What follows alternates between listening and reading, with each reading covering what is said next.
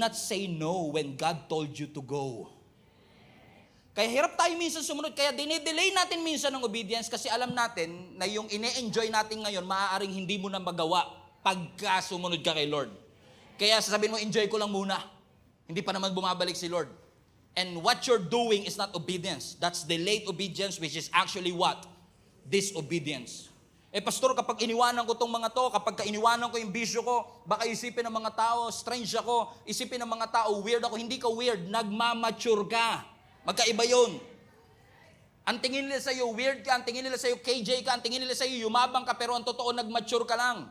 Hindi mo sila kinakalimutan, pero alam mo, you cannot stay there.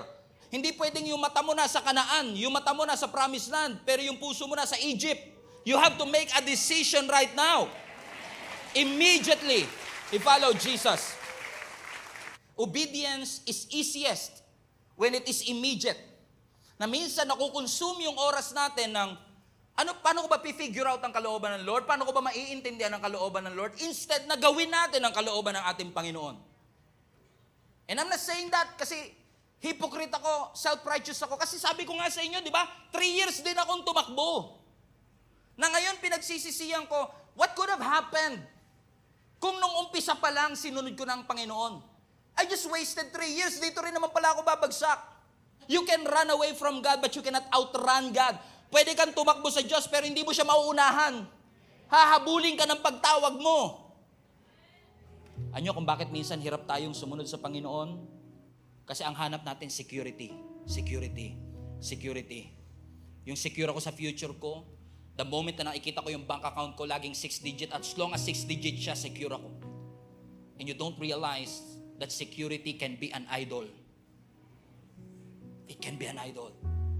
Your security must be found in Jesus and Jesus alone. Ang security natin wala sa resource, ang security natin nasa source. Have you forgotten yung sinabi niya that Jesus, our God, has given you the ability to acquire wealth? Why would you settle for wealth? Kapalit ng ability to acquire wealth. Come on now. That's why obedience is a choice. Choice of what? Choice to trust the Lord. Not my fish, not my bank account, not my education, not my experience, not my connection. Obedience is trusting the Lord.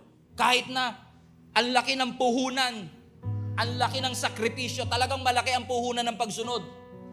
Kahit malaki ang puhunan, willing mong iwanan. Willing mo sabihin, yes Lord, susunod na po ako.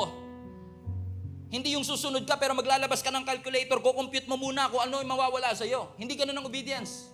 Ang obedience by faith, binibitawan mo yung calculator mo, sinasabi ko, alam kong lugi ako sa ngayon. Pero alam ko, nag-i-invest ako sa eternity ko, ng pamilya ko, ng lahat ng mga taong aabutin ng Lord sa pamamagitan ng buhay ko. Hindi madali. And life is not supposed to be easy. But when you hold on to that principle, God will open more doors. Kahit nasasaktan ka, obey anyway.